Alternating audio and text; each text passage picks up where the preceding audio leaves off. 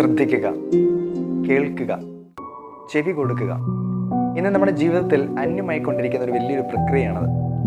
നമുക്കെല്ലാവർക്കും മറ്റുള്ളവരോട് സംസാരിക്കാൻ വളരെ താല്പര്യമാണ്. എന്നാൽ മറ്റുള്ളവരിൽ നിന്ന് കേൾക്കുവാൻ നമ്മൾ എന്തുമാത്രം ശ്രദ്ധ കൊടുക്കുന്നു എന്നുള്ളതാണ്.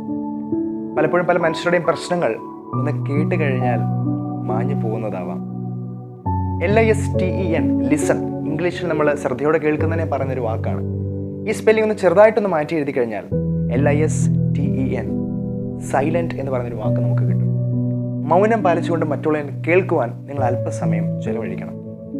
പലരുടെയും ദുഃഖഭാരങ്ങളൊന്ന് ഇറക്കി വയ്ക്കുവാൻ അത് അവരെ സഹായിക്കും.